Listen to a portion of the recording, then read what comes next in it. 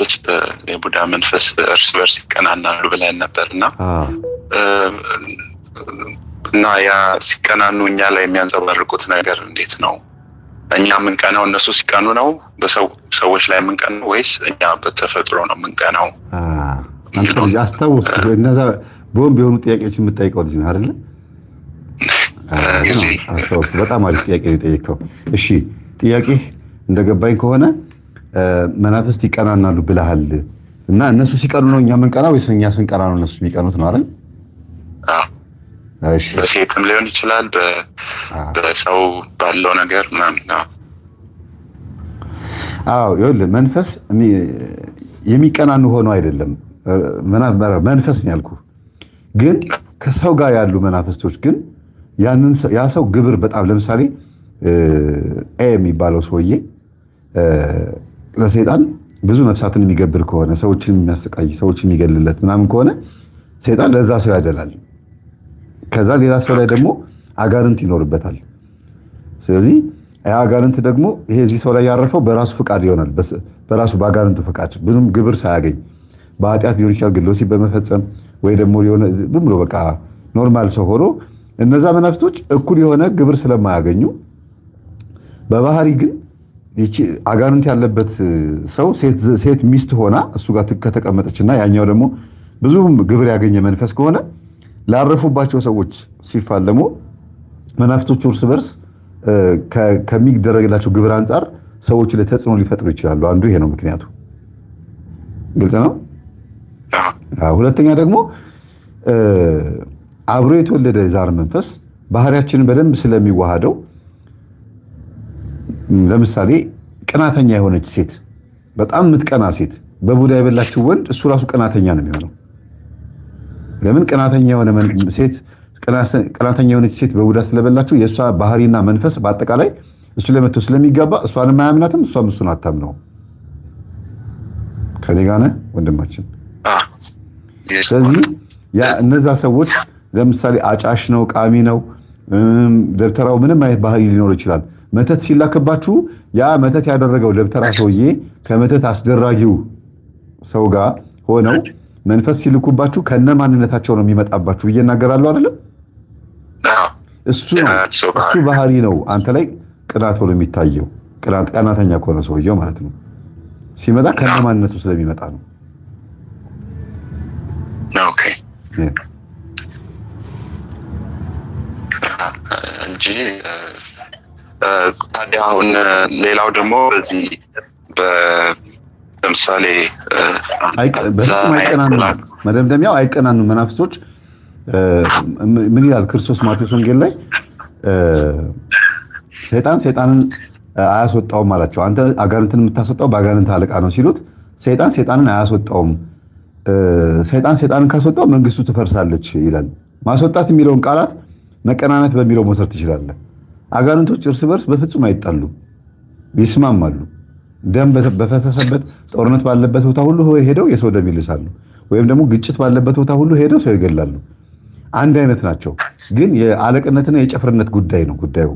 አለቃ ሆኖ አንተ አሁን ለምሳሌ አንተ ውስጥ እናንተ ቤት ውስጥ ወይ አንተ ላይ እንደው አያርግብህና አለቃ የሆነው ጠቋር ከሆነ አንተ ውስጥ ካለቃው ከጠቋሩ በታች ደግሞ አዳልሞቴ ሰንገላ ፋብኮ ፈደመና ምናምን ካሉ እነዚህ መናፍስቶች ካሉ ጭፍራ ናቸው።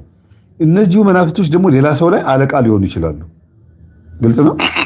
ሌላ ሰው ላይ ወሰንገላ አለቃ ሆኖ ጠቋርና አዳልሞቴ ደግሞ ጭፍራ ሊሆኑ ይችላሉ።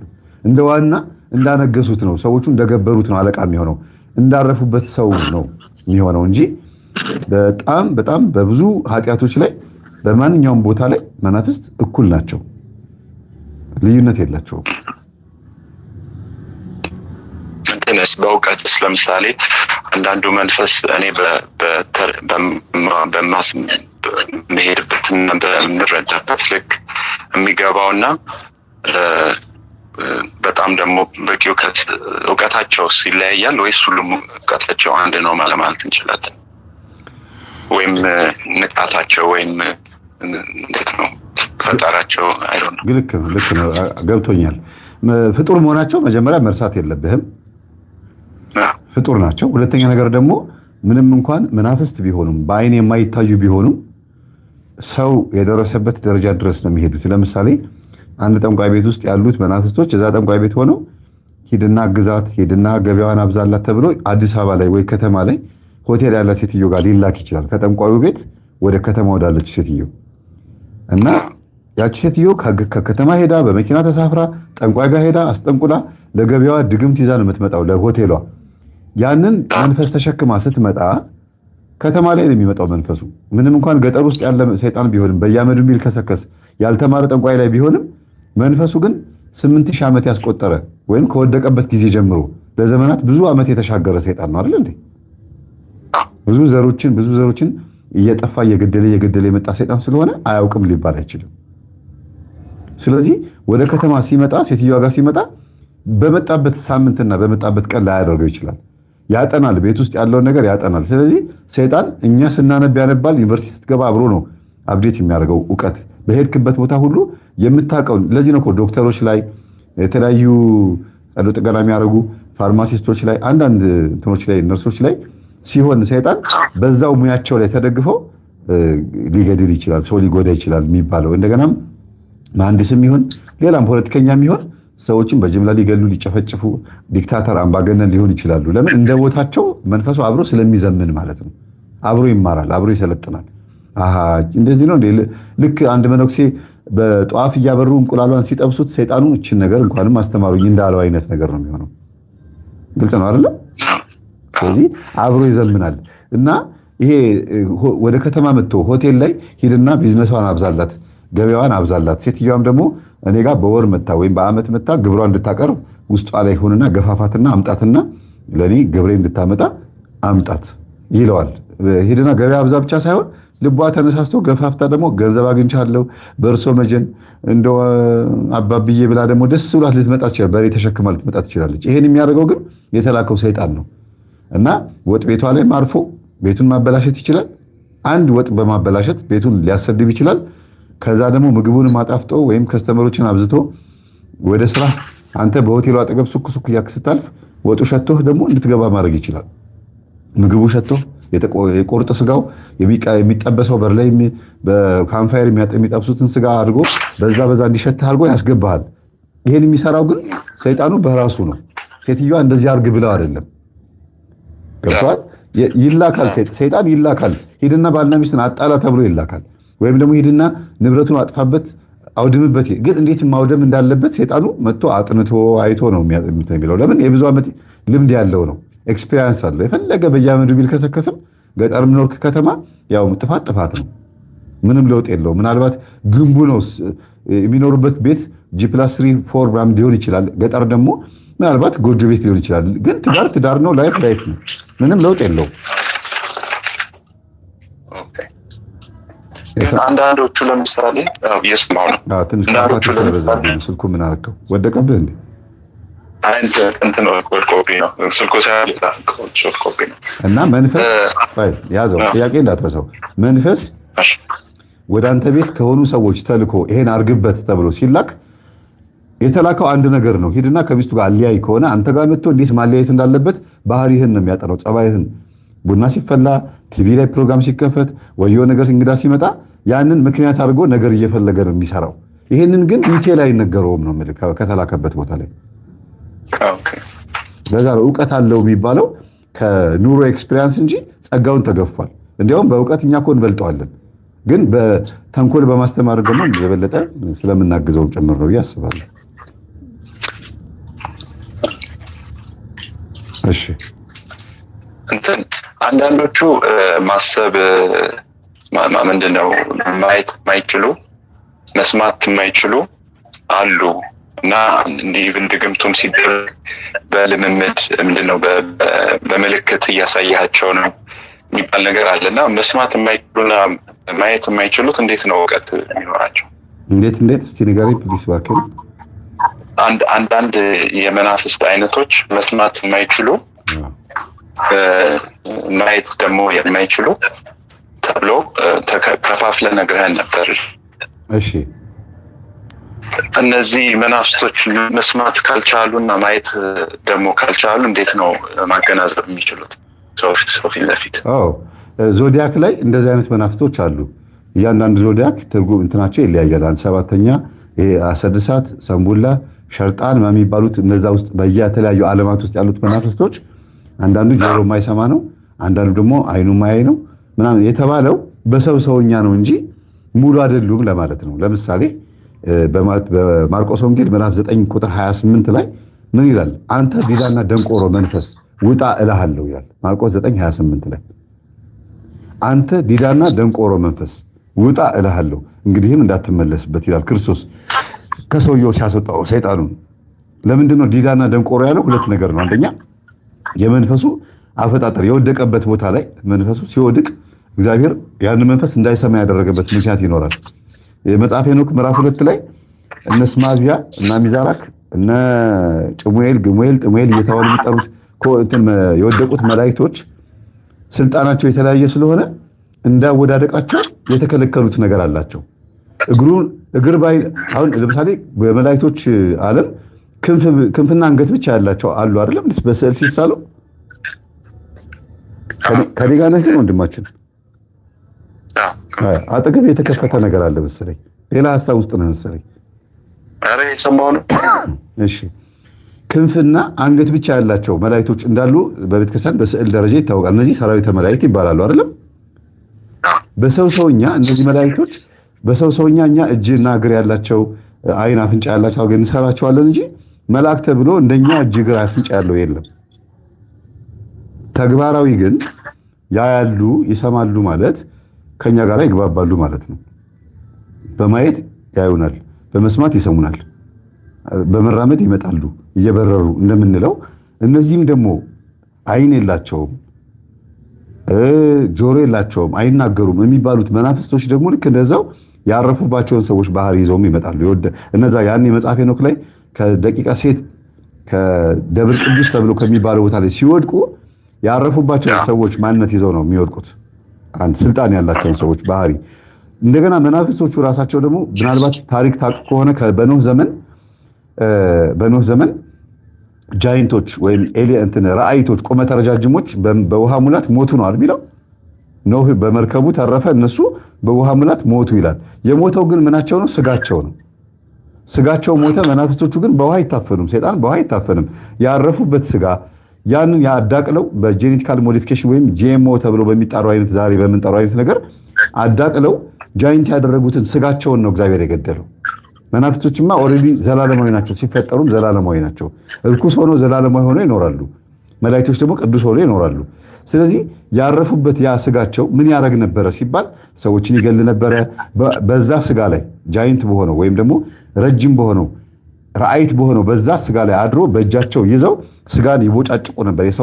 ሰውን ይገነጣጥሉት ነበር። እንዲያውም በነቢዩ ሙሴ ዘመን እስቲ ሄዱና ያችን ኢያሪኮ የምትባለዋን ከተማ ሰልሉ ተብሎ ሲላኩ እነዛ የተላኩት ኢያሱና ካሌብና 12 ሰላዮች ሲላኩ ምንድን ያሉት? ወየውልን እዛች ከተማ ላይ የሚኖሩ ሰዎች ቤታቸው፣ ቅጥራቸው፣ ግንባቸው በጣም ሰፊ ትልልቅ ነው። ቁመታቸው በጣም ረጃጅም ነው። ከዛፍ ይበልጣሉ። በእነሱ አይን ስንታይ እኛ በጥርሳቸው ውስጥ የምንቀረቀር ስጋ ነን። በጣም ጥቂት እንደ ቆሎ ነው ዘግነው የሚበሉን። ከኔ ጋር ነው ወንድማችን? አዎ ያስተጋባብኛል የሆነ ነገር የከፈትከው ነገር አለ። አዎ እና በእነሱ አይን ስንታይ በጣም ጥቂቶች ነን አሉ። አሁን እነዛ ቁመተ ረጃጅሞች ምንድናቸው ሲባል የባሳን ንጉሥ አግ እያለ የሚጠራቸው የኤናቃውያን ቁመተ ረጃጅሞች ከመናፍስት ጋር የተዳቀሉ ስጋ ለበስ አጋንንቶች እንደነበሩ ነው የሚናገረው። ለምን? እግዚአብሔር የፈጠረውን ስጋ አልለበሱም። እንደ ጎልያድ በጣም ግዙፋን ነበሩ ሲባል የቃልቻ የዛር ልጆች በወቅቱ የነበረው የአማልክት ልጆች ነበሩ ማለት ነው። ይህንን ስጋ በለበሱበት ማንነታቸው አጋንንቶቹ ሰው ይበሉ ነበረ። ያ የስጋ አይናቸው ሲጠፋ፣ ያ የስጋ እጃቸው ሲቆረጥ፣ የስጋ አፋቸው ሲለጎም ማለት አጋንንቱ መስራት እንዳይችል ተደረገ ማለት ነው። ገባ? ከዚህ ጋር ስለዚህ በዚህ በዞዲያኩ ላይ ያሉት በኮከብ ቁጠራው ላይ ያሉት አይን ያላቸው አይን የላቸውም፣ አፍንጫ የላቸውም፣ ማነው ጆሮ የላቸውም ሲል እንዲያውም ፈረንጆች ይሄ ገብቷቸው ኬቭ ባት ነው ምናምን ብለው የሆነ ፊልም ሰርተዋል። የዋሻ ውስጥ የሌሊት ወፍ ጆሮ የለውም፣ አይን የለውም፣ ግን በአፍንጫው ያሸተተ ነው እንትን ውስጥ ጠላቱና ወዳጁን የሚያውቀው የሚለየውና ምን ያህል ዞዲያኩን በፊልም እንደሚሰሩት በዛ ማየት ትችላለህ። ግን ሰው አስመስለው ነው የሰሩት። ግድግዳ ላይ ይሄዳል፣ ይበራል፣ ምን ይላል፣ ግን በአፍንጫው ሩቅ የሆነ ጠረን ይሸተዋል። ስለዚህ የሆነ አይናቸውና ጆሮአቸው ቢጎልም የሌላኛው አካላቸው ደግሞ ይሰራል። ገብተህ የዞዲያኩን ውስጥ ያሉት መናፍስቶች ታሪክ የዣን ሸዋ ወይም ደግሞ የመጽሐፈ ብሩክ የሚባለው መጽሐፋቸውን የመሪራ ሳማን በላይ መጽሐፍ ብታነበው መናፍስቶቹ የጎደላቸው ነገር እንዳለ ሁሉ ባላቸው ነገር ደግሞ ይኖራሉ። ልክ እኛ አሁን ሙሉ አካል የምንባለው አይን፣ እግር፣ እጅ፣ አምስቱ የስሜት ሕዋሳትና የተቀሩ ሌሎች ደግሞ ሄድ፣ ቶራክስ፣ አብዶሜን ብለን እንደምንጠራው ልክ እንደዛ የተሟላ ሲሆን ሰው ሙሉ ይባላል። ከዛ ውስጥ አንዱ ቢጎልብንም አካል ጉዳተኛ ተብለን ግን እየኖርን ነው። እንደዛ እንደማለት ነው። መናፍስት ግን ተግባራቸውን ነው። አይናቸው አያይም ሲባል የሰዎችን የልብ ነገር አያውቁም፣ አፋቸው አይናገርም ማለት መራገም አይችሉም። ግን ማሽተት ይችላሉ ማለት መጥተው ስጋህ ላይ ለመጠምጠም ወይም ደግሞ የሆነ ነገር ለማድረግ ከተጣበቁ ላለመነሳት አሽተተው መጥተው ከተጣበቁ ተጣበቁ ነው የሚባለው። እነዚህ መናፍስቶች ደግሞ በምንድን ነው የሚወጡት አለ ማርቆስ 9:26 ላይ በጾም ጸሎት ነው የሚወጡት አለ። ለምን ውጣ ብትለውም አይሰማም፣ ጆሮ የለውም። ለዚህ ነው ክርስቶስ ዲዳና ደንቆሮ ያለው። ከሌጋ ነው ወንድሜ። ዲዳና ደንቆሮ መንፈስ ውጣ ያለው ለምንድን ነው? ጌታው ስለሆነ ሰምቶታል። ኢየሱስ ፈጣሪው ስለሆነ ጌታው ስለሆነ ሲያናገረው ወጥቶለታል። ግን አንተ ላይ መጥቶ ይሄ መንፈስ ቢጣበቅ በኢየሱስም ውጣ ብትለው ጆሮ አለው? አይሰማም። እሺ እወጣለሁ ለማለትስ አንደበት አለው? የለውም። ስለዚህ ይሄ መንፈስ አፍንጫ ብቻ ነው ያለው፣ ወይም እጅና አፍንጫ ነው ያለው ማለት ነው። በሰው ሰውኛ ቋንቋ ነው የምነግርህ። እንግዲህ ሰይጣናትን ማለት አይደለም። በሰው ሰውኛ አንተን የሚሰማህ በተግባር ነው ማለት ነው። ተግባር ምንድን ነው? ስትጾም፣ ስትጸልይ፣ ስትሰግድ አካልህ ላይ ያለው ያ ስጋህ ላይ ያለው ላብ ወይም ደግሞ ስትራብ በመጾም ማለት ስትራብ መንፈሱ ይቆረቆረዋል፣ ይጎረብጠዋል እና አይመቸውም። ይሄ ነገር ምንድን ነው? ደስ አይልም። ልክ ንቦች ማራቸውን ጥለው እንዲወጡ ጭስ ስታመጣባቸው ጭሱን ያመጣህባቸው አንተ እንደሆንክ ይወቁም አይወቁም፣ ግን ጭሱ ሲመጣባቸው ግን ጥለው ይወጣሉ። ከዛ ማሩን ሄደ ተዘግናለህ። አጋንንትም ልክ እንደዛ ናቸው። እነዚህኞቹ አጋንንቶች ይለያሉ ከሌሎች አጋንንቶች፣ ነገዳቸው ይለያል። ይሄኛው ወገን ያለው እንዲያውም ሲናገር ሰይጣን አላለም ክርስቶስ። ይህ ወገን ያለው ወገን አላቸው፣ የየራሳቸው ወገን አላቸው። ይህ ወገን ያለ ጾም ጸሎት በስተቀር በሌላ አይወጣም ሲል ምን ማለት ነው? እነዚህ አይነት መናፍስቶች ልክ ጅንስ ሱሪህ ላይ ማስቲካ ተጣበቀብህ እንበል። የሆነ እየታኘከ ያለ ማስቲካ ቁጭ ስትል በጣም ተጣበቀ። እንዴት ነው የምታነሳው? ከፍሪጅ በረዶ ታመጣና እላዩ ላይ በረዶውን ስታስቀምጥበት ያ ማስቲካ ቁርፍድ ሲል ብድግ ይልልሃል። ዝም ብዬ ግን ለአንሳው ብትል ልፍጥጥ እያለ ልብሱን የበለጠ የሚያበላሸው። ይሄም ሰይጣን መጥቶ እግርህ ላይ ከተጣበቀ እግርህን ሁሌ ይቆረጣጥመሃል። ጨጓራ ላይ ከተቀመጠ ጨጓራን ያመሃል። ማይግሪን ራስ ላይ ከተቀመጠ ይቀመጣል። ተነስ ብትለው አይሰማም። ለምን? ጆሮ የለውም። እሺ ብሎም ደግሞ ሊነሳ አይችልም ቢሰማ እንኳን። ስለዚህ ስትጾም ስትጸልይ አንተ እየተቀደስክ ስጋህ እየተባረከ ለእግዚአብሔር እየተገዛ ሲመጣ ያ የአንተ ማንነት አይመቸውም፣ ጭስ ይሆንበታል። ልክ ንቦች ጭስ እንደመጣባቸው እንዳልኩ የአንተ አካል ይሸተዋል፣ አፍንጫ ብቻ ስላለው። አይ ብሎ ተነስቶ ብድግ ብሎ ተነስቶ ይሄዳል ማለት ነው። ያለዚህ በስተቀር አይወጣም ያለው ለዛ ነው። ባህሪያቸውንም እየነገረን እኮ ነው። ይህንን ደግሞ ቅዱስ ጳውሎስ በቆሮንቶስ መልእክቱ ላይ 11 ላይ ምን አለ? ለአንዳንድ ሰዎች አጋንንትን የመለየት ስልጣን ተሰጣቸው ያለው ይሄን ነው። አጋንንት ጸባያቸውን መለየት ማወቅ ያስፈልጋል ነው። ለዚህ ነው ክርስቶስ እንደዚህ እየለየ የነገረን ማለት ነውና በጣም ዲቴል ገብቼ አብራርቼዋለሁ ብዬ ባላስብም ግን የተወሰነ ገልጾልሃል ብዬ አስባለሁ። ጥሩ ገልጻልኛል፣ አመሰግናለሁ። ሌላው ደግሞ በተለይ በዚህ በእኛ በወጣቶች ላይ ያለው በወንድና በሴት መካከል ያለውን ከመናፍስቱ ነፃ እንድታብራራልን ፈልጌ ነው። አሁን ሶሻል ሚዲያ ላይ ያለው ብዙውን ጊዜ የሚታየው ምንድነው? ሴትም ወይም ለወንድም በሴትም ወይም ለወንድም አቴንሽን አለመስጠት።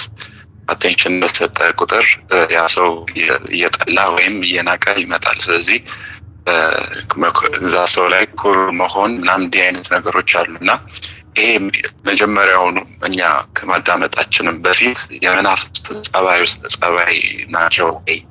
ለምን በቀሲስ ሄኖክ የለቀቁት አንድ ጊዜ ስትራረቁ የሚያስናፍቅ ስትቀራረቡ እንድትጣላ የሚያደርግ አይነት የሚል ነገር አለና ብዙ ሶሻል ሚዲያ ላይ የምታያቸው እነዚህ እናስተምራቸዋለን የሚሉ ሰው ዓለማዊ ሆኑ አንዳንድ መንፈሳዊ ነን የሚሉ አሉና ይህንን ነገር ሲሉ ካለ ይሄ ሴት እንትን ጊዜ መስጠት ወይም ለወንድ እንደዚህ ጊዜ የምትሰጥ ከሆነ ይንቃል የሚል ነገር አለና እኔ ስረዳው መንፈስ ለዛ ሰው ጊዜ ስትሰጥ ስለማይወድና ስለሚቀና ነው ወይ እንዲህ አይነት ስሜት እንዲሰማ በማድረግ ሴትና ወንድ እንትን እንዳይሉ የሚያደርገው እንትን ፍቅር እንዳይሰጣጡና ይሄ ኩሩ መሆን ይሄ ያለ አይደለ ወደ እንደዚህ አይነት ነገር ነው። አሁን ብዙውን ጊዜ ሴቷም ሞር አትራክትድ የምትሆነው እንደዛ ወንዱ ሲኩራር አይነት ነገር አለና መንፈሱ ነው ወይ እንደዛ የሚኩራራውን ወንድ ወደዛ እንድትብል የሚያደርገው ትክክለኛውን ፍቅር እንዳታገኝ የሚል ነገር ውስጥ የማለት ነገር አለና እንዴት ታየዋለህ ይሄንን?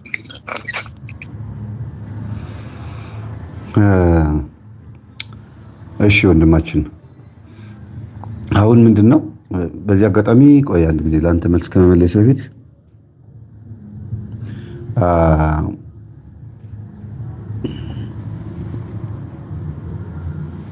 እሺ ቆይ ኮሜንት ላይ አንዳንድ ነገሮች ስላየሁ ነው ያልተመቻችሁ ሰዎች ካላችሁ መውጣት ትችላላችሁ። ወንድማችን እየጠየቀ ያለው ጥያቄ እጅግ በጣም የሚጠቅም እንደገና ደግሞ የምታዳምጡ ከሆነ እናንተ ደውላችሁ ስልኩን ቢስላላችሁ እንደዚህ አይነት ጽሁፍ መጻፍ ጥሩ አይደለም። ተማሪ ከሆንክ ጂ ነው ምናምን የሚል የሆነ እንትን ያለው ምንድነው አንድ ሰው ላይ ይሄን ያክል ሰዓት የሚወሰደው ይሰለቻል አሉ። አያችሁ እንደዚህ አይነት ስልቹ የሆነ መንፈስ ያለ ተሸክሞ መጥቶ የሚያዳምጥም ሰው አለ ማለት ነውና ትምህርት እንዲሆናችሁ ብዬ ነው። ልትደውሉ ጉጉ ስለሆናችሁና ስለጓጓችሁ ብቻ ያ ሰው እንዲወጣ መመኘት ከዚህ ሰው ምን ተማርኩኝ ማለት አለባችሁ። ከስንት አንድ የገባ ልጅ ነው ይሄ ልጅ። በጣም ብዙ ቁም ነገር ያላቸውን ሐሳቦች የሚያነሳ ልጅ ነውና በቃ መውጣት ትችላላችሁ። ሌላ ነገር ቲክቶክ ምናምን ሄዳችሁ ገብታችሁ ማየት ትችላላችሁ ከሰለቻችሁ። እሺ ወንድማችን ጥያቄ እንደምረዳው ከሆነ ፍቅረኛሞች በጣም ተነፋፍቀው ሲገናኙ ቶሎ እንዲሰለቻችሁ የሚያደርግ እንደገናም ደግሞ ሲራራቁ ደግሞ በጣም እንዲነፋፈቁ የማድረግ ባህሪ የመንፈስ ነው ወይስ የሰው ቢሄቪየር ነው የምትለኝ አይደል? ጥያቄ እንትን ወይም ይሄ ፍቅር ለመስጠት ጊዜውን ሲሰጥና በደንብ ከሰጠ ያቺ ሴት ደግሞ በደንብ ጊዜውን ወደማይሰጣት ወንድ ሄድ ነገር አለ። ገብተዋል ለማለት ፈልኩት። ጊዜ የሚሰጣት የራሴ ነው የኔ ነው ብላ ስለምታስብ እሱን ትተው የኔ ነው ብላ ስለምታስብ ጊዜ ወደማይሰጣት ጋር ሄዳ የምንበርከክ ነገር አለ። ይህን የሚያውቁ ወንዶች ደግሞ እንደዛ እያደረጉ ብዙውን ሴት እንትን ይሏቸዋል ማለት ነው። እንደተፈቀሩ ሲያውቁ የትም አትሄድም፣ ምንም አታመጣም፣ እንደፈለኩ ሄጄ የፈለኩበት ቦታ ደርሼ እመጣለሁ አይነት ነገር ባህሪ ያሳያሉ ነው። እና እንዲህ ታስብ እና በእንደዚህ አይነት ላይ አስተያየት ልትሄድ የሚያደርገው ላይ ያለው ዛር ወይ አይነት ጥላ ነው ወይ ማለት ነው። ይልቅ ይኸውልህ አሁን እንከፋፍለዋለን ከእድሜ ከሰው ባህሪ እድሜ ስለ ራሱ እድሜው የሚያመጣው እሳትነት፣ ንፋስነት፣ ውሃነት፣ መሬትነት የሚባል ባህሪ ስላለብን ማለት ነው። ከዛ ባህሪያችን አንጻር አለ። እንደገናም ደግሞ ከአስተዳደግ አዋዋል፣ የብቸኝነት ስሜት፣ ከቤተሰብ ጋር ብቻህን የምትኖረው የሚለው ነገር ራሱ ተጽዕኖ አለው። ከዛ መንፈስ ደግሞ የሚባል ነገር አለ እና አንዳንድ ሀገር አይተህ ከሆነ ምን ወር የተወለድሽ ብሎ ይጠይቁና እኔ አኳሪየስ ነኝ ካለ አይ እኔ ሊዮ ስለሆንኩኝ በቃ ኮከባችን ይገጥማል ማለት ነው ብለው በኮከባቸው የሚገናኙ አሉ። ግን ለኃጢአትና ለዝሙት ለዓለማዊ ነገር ሲሆን ነው የሚስማሙት እንጂ ለመንፈሳዊ ነገር ሲሆን ይጣላሉ። ቤተክርስቲያን ለመሄድ መንፈሳዊ ለመሆን ለመጾም፣ ለመጸለይ፣ ለመስገድ ልክ ሲያስቡ በማከራቸው ግጭት ይኖራል። ግን ይሄ በሰንበት ቀን ዝሙት ለመፈጸም አጾማትን ለመሻር ለመጨፈር ፓርቲ ናይት ክለብ ዴይ ፓርቲ ምናምን እንደፈለጉ ለመሆን በገንዘባቸው የፈለጉትን ነገር ለማድረግ በስጋቸውም እንደፈለጉ አይነት መንገድ ተጠቅመው ኃጢአትን የመፈጸም ነገር ከተስማሙ በቃ ይሄ ፍቅር ነው ብሎ የሚያስቡ ሰዎች አሉና ከዛ አንጻር ስምምነታቸው ምንድነው የሚለው ነገር ማወቅ አለብህ። አንተ ራስህ ለምሳሌ በአንተ ልመስለውና አንተ የቀረብካት ሴት ለአንተ ቦታ ሰጠችህ ማለት ጊዜ ሰጠችህ ማለት ነው አይደል እንዴ? በህይወቷ ላይ እንደፈለክ እንድትወስን ላግባሽ፣ እሺ፣ እንደዚህ ቃል ንግዛ፣ እሺ፣ ሁሉ ነገር እሺ የምትልህ ከሆነ ምንድነው እቺ ልጅ እሺ የምትለኝ እንዴ? እናክል ሌሎች ወንዶች አይጠይቋትም ነበር እንዴ? ወይ እድሜዋ ስለገፋባት ይሆን ወይም ደግሞ የሆነ የተጣደፈችበት ነገር አለ ማለት ነው። እኔ ጋር ከተጋባን በኋላ ችግር ይገጥመኝ ይሆን ብለህ እንድትጠራጠር ያደርጋል። ሴቶችም ይሄን ባህሪ ስለሚያውቁ ቆይ ላስብበት፣ ቆይ ይሄ ነገር ጥሩ አይደለም ምናምን ብለው ትንሽ የተወሰነ እነሱም ሀሳብ የመቀላቀል ነገር ይመጣል። ለምን ሁሉ ነገር እሺ ካልኩኝ ይጫወትብኛል ብሎ ስለሚያስቡ ማለት ነው። እና ተፈጥሮ የሚባለው ነገር ማሰብ አለበት። እድሜው ራሱ 18 ዓመት ልጅ ሆና አንተ በፍቅር ይዛት ላግባሽ ምናምን ካልካት እንዴ ከባድ ነው እኮ። ይሄ ማለት ከንፋስ ቀጥሎ እሳት እድሜ ማለት ነው። ንፋስ ህፃንነት፣ ንፋስ እድሜ ነው። ሁሉ ነገር በቃ ደስ ይላቸዋል። ያገኙትን ነገር እፍፍ ነው ደስ ያላቸው። ቀጥሎ እሳት ፋይሬጅ የሚባለው ነው። እንዲያውም አንዳንዴ ፋይሬጅ እስከ 24 እስከ 23 ዓመት ድረስ ሊቀጥሉ ይችላል። ለምን? በጭንቅላት ቶሎ ስለማይበስሉ አካላቸው ይሄዳል፣ ሆርሞናቸው ይዘገያል ማለት እዛው 18 እና 17 ላይ እንደሆኑ እንዲሰማቸው የማድረግ ባህሪ ያለው አያድግም ጭንቅላታቸው። መጽሐፍ ካለማንበብ ይሁን መረጃ ካለመሰብሰብ ወይ ከትልቅ ሰዎች ጋር አለመዋል ሊሆን ይችላል። ዝም ብለው እዛው ባሉበት ኮራፊ ስጦታ ስላልተገዛላት ወይም ስጦታ ስላልተገዛለት እወድሻለሁ ስላላላት አዝናናሻለሁ ስላላላት እንደ ጓደኞቿ የሆነ ነገር ስላላደረገላት ትልቅ መሆኗ የምታኮርፍ ትኖራለች። እንደ 30 ዓመት ሊሆን ይችላል ሊያኮርፉ ይችላሉ። እድሜያቸው ይሄዳል፣ አይሙራቸው ግን እዛው ያለበት ቦታ ፖዝ ሆነው የሚቆዩ አሉ። ይሄ በተፈጥሮ ሊሆን ይችላል፣ በአስተሳሰብ በአነጋገር ወይ በአስተዳደግ ሊሆን ይችላል። ግን ይሄንን የሚያደርግ ሰይጣንም ደግሞ ሊኖር ይችላል ነው ገባ? ይሄንንም ደግሞ እንደዚህ እንዲሰማህ ሊያደርግ የሚችል ሰይጣን ይኖራል። ምን አደረግካት ሲባል እንዲህ አደረግኳት ብሎ ሲናገር ነው የምናውቀው። ይሄን በመጽሐፍ ቅዱስ ውስጥ ማወቅ ይቻላል። ማን ትባላለህ ሲለው ሌጊዮን እባላለሁ፣ የመናፍስቶች የሰራዊት ሁሉ አለቃ ስለሆንኩኝ ሌጊዮን እባላለሁ ነው ያለው አይደል? ይሄንን ግን እንደ ቀላል ልናልፈው እንችላለን። አሁን ማን ትባላለህ ሲለው ሌጊዮን እባላለሁ ስሙን ተናገረ። ሌጊዮን እባላለሁ ልክ ሲል ብዙ መናፍስቶች ያሉበት ሰውዬው እንደሆነ ደግሞ ልትረዳ ይገባል። አንድ አለቃ የሆነ ሰይጣን ካለ ከስሩ ብዙ ጭፍሮች አሉት ማለት ነው። አንዲትም ሴት ደግሞ ከአንተ ጋር እየኖረች አንተ ለትዳር እየፈለካት ሶፋ ስለመግዛት ትዳር ስለመያዝ ልጅ ስለመውለድ እያሰብክ ትልልቅ ነገሮችን እያሰብክ አይምሮ በጣም ፈጥኖ ቆንጅዬ ሚስት አገኘው ወይኔ ደግሞ ደስ ስትል የዋህ ናት እያልክ እሷ አሁንም ሕፃንነቷ እዛው ከሆነ ግን እሷ ውስጥ ምን ሊኖር እንደሚችል መገመት ትችላለህ። በቃ መገመት ይቻላል። ቀላል ነው። የምታወራት ሌላ፣ እሷ የምታወራህ ሌላ እና እሽሩሩ እያልካት እንደው አንቀልባው አይታይም፣ ያዘልክበት ያቀፍክበት ነገር አይታይም እንጂ እሽሩሩ እያልካት እንደምትዞር ነው ልታስብ የሚገባህና እስክታድግ ድረስ አንዳንድ እናቶች ያሉ እስክታድግ ድረስ አትንካት፣ ተንከባከባት። እንግዲህ ከኔ እጅ ወጥታ አታውቅም፣ ከቤት ወጥታ አታውቅም፣ ምንም አታውቅም፣ የዋህ ናት ብለው አንዳንድ እናቶች ለልጆቻቸው ባል ይናገራሉ። የልጆቻቸውን ጸባይ የሚናገሩ እናቶች እንዲያውም በጣም ጥሩ ናቸው። ኧረ እሷ ጥሩ ናት፣ ኧረ አንተ ነህ ችግር ያለብህ የሚሉ ከሆነ ግን ችግር አለባቸው እነሱም እና ደካማ ናት ወይም ደግሞ እንደዚህ ችግር አለባት፣ ሰነፍ ናት፣ አኩራፊ ናት፣ እንደው እባክህ ልጄ ተንከባከባት፣ ያው ጥሩ አድርገህ ከያዝካት ጥሩ ልጅ የዋህ ናት፣ ግን እንደዚህ ደግሞ አለባት ብለው የሚናገሩ ከሆነ በጣም አሪፍ ትዳር ነው የሚወጣው፣ ቤተሰብ የሚያግዝ ከሆነ ማለት ነውና ሌላው ቅድም የጠየቀው ጥያቄ ምንድነው? በጣም ተራርቀን እንነፋፈቅና ይሄ በፍቅረኛዎች ብቻ አይደለም፣ በእናትና በአባት በቤተሰብ ጉዳይ ለምሳሌ አረብ ሀገር ያሉ እህቶቻችን እየሰሙ ነው። እማዬ እስከማይሽ ናፍቀሽኛል፣ ልጄ እስከማይ ናፍቀኸኛል ባለቤቴ ይባባሉና ሲመጡ አንድ ሳምንት ያክል ትንሽ ነው፣ ሳምንት ራሱ አይሞላም። ከዛ ይሰለቻቻሉ፣ ሊጣሉም ይችላሉ፣ ሊጋጩም ይችላሉ። ይሄ ምንድነው? መጀመሪያም እንድትሰደድ ያደረጋት እንድትርቅ ያደረጋት ማን ነው የሚለውም እንድታውቅ ያደርጋል። ከቤተሰቦቿ ተለይታ ከሄደች በኋላ እናትና አባቷ አንዳንድ ጊዜ እንድትመጣ ላይ ፈልጉ ይችላሉ። ያው ከላይ ወይኔ ልጅ የመጣችልኝ ምናምን ብለው ደስ ብሏቸው ቡና ፍልተው ምናምን ይቀበላሉ። ቤተሰብም ሁሉ መጣሽ እንግዲህ ይላሉ። በኋላስ እዚህ ምን ታደርጊያለሽ? እዚህ እኮ ዝም ብሎ ትንሽ የሌሽ ሰራ ገሽ ነኝ ይላሉ። በሁለት መንገድ ነው። ይጠቅማትም ሊሆን ይችላል። በአንድ በኩልም ደግሞ የላከችው ገንዘብ ጥቅም ላይ ስላልዋለ ልትጣላ ትችላለች። የታለ ንብረቴ፣ የገዛሁት ቤት የታለ፣ መሬቱ የታለ፣ ወይም ደግሞ የላኩላችሁ ብር የታለ ብላ ስትል ያዝ እንግዲህ ነው፣ ዱላ ይፈጠራል። አንዳንድ ቤተሰብ ላይ ደግሞ ዛሩ ራሱ ያጣላቸዋል። መታ ባል ስትይዝ ምናምን አግብታ ወዲያውኑ በአመቷ ወልዳ ገና የጡት እያጠባች እያለ ትናደድና ያን ልጅ አምጥታ እናትና አባቷ ጋር ጥላ ባልየውን ፈታ መልሳ አረብ ሀገር ትሄዳለች። የትኛው መንፈስ ነው? መጀመሪያም እንድትሰደድ ያደረጋት መንፈስ ነው። 10 ዓመት ሙሉ አረብ ሀገር ተቀምጣ 7 ዓመት ሙሉ ተቀምጣ ሄጄ ማግባት እፈልጋለሁ መውለድ እፈልጋለሁ እያለች ብዙ ዓመት እቅድ ትይዛለች። ብዙ ዓመት ያንን እቅዷን ሰይጣን በተወሰነ መልኩ ሊያግዛት ይችላል። ለምንድን ነው የሚያግዛት? መንፈሳዊ እስካልሆነች ድረስ። መንፈሳዊ ከሆነች በፍጹም አያግዛትም። ግን ምን ያደርጋል? ይሄው ለዚህ ያለ ተንቀለቀሹ ያመጣትና ያጋባትና አፋቶ ይመልሳታል። ድጋሚ ትዳር እንዳትመኘው አድርጎ ከኔ ጋር ነው እንደምን ድጋሚ ትዳር እንዳትመኘው አድርጎ በስመ አብ እንደዚህ ናቸው ኢትዮጵያ ወንዶች ተበላሽተዋል እንዴ ኧረ ትልና ደግሞ አንድ ድል ትሞክራለች። በስልክ ስትል ሲያጭበረብራት ያን ስትሞክር ሲያጭበረብራት ትዳር በቃ አልፈልግም ብላ ልጄ ላሳድግ ብላ በትልከው ገንዘብ በሙሉ ለማን ይሆናል? ለልጇ። እድሜዋ ከንቱ ሆነ ያልፋል ማለት ነው።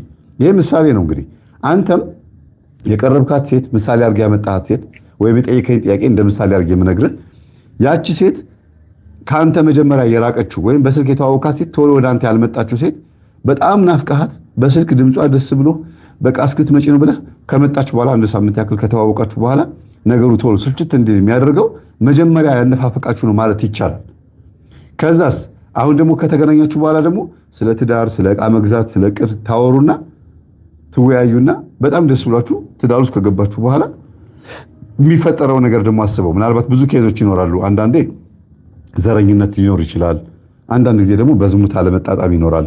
እንደገና አንተ ውስጥ ያለችው አይነ ጥላ እሷ ውስጥ ያለው አይነ ጥላ ደግሞ አይስማማም ስለ እሱም የኔ ሚስት የማንም ባል መሆን የለባትም ይላል።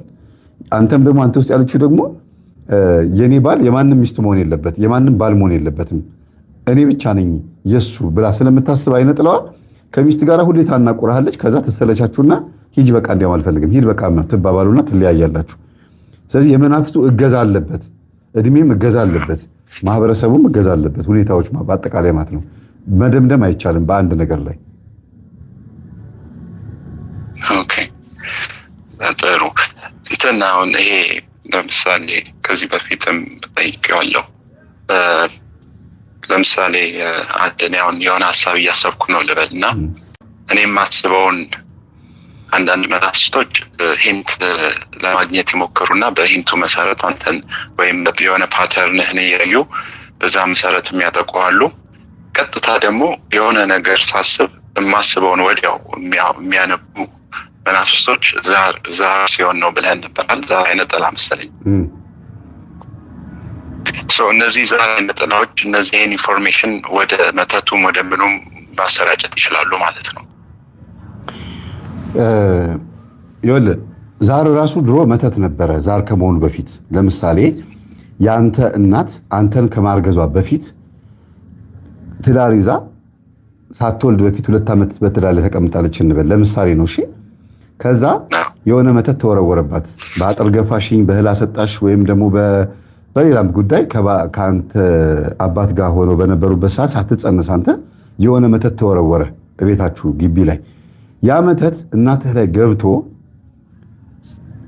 ምናልባትም ከዚህ ቤት ነቅላ እንድትወጣ አድርጋት ወይም ደግሞ ይሄ ለኔ የሚገባኝ መሬት ነው ይሄን አጥር ከዚህ ድረስ እንዲታጠር እፈልጋለሁ ብሎ ጠንቋይ ጋር ሊናገሩ ይችላሉ። ከዚህ ይሄ ነገር እንደዚህ ነው ገንዘቤን አሰጥልኝ በሆነ ኬዝ ምክንያት ያ መተት ገብቷል። አሁን አንተ ተጸነስክ። ስትጸነስ ለአንተ ዛር ነው የሚሆነው ከማህፀን ጀምሮ ስለያዘህ ማለት ነው። ስለዚህ እናትህ ጋር የነበረው በማህፀን በኩል አንተ ስትወለድ አብሮ ከመጣ ዛር ይሆናል። እናትህ ጋር ከቀረ ግን ዛር አይደለም። እና አንተ ጋር ለምሳሌ እርግማን ከሆነ የወለድሻቸው አይበርክቱልሽ ወይም ደግሞ እንደዚህ አይሆኑልሽ ተብሎ ከተረገመ እናትህ ላይ ሲገባ እርግማን ይሆንና ከዛ ሲወለድ ደግሞ እርግማን ዛር ይሆናል ማለት ነው። ዛር ቡዳ ይሆናል። አንተ እንዳይበረክትልህ የነካኸው በሙሉ እንዲበላሽ ያደርገዋል። ማን ስለተረገመች?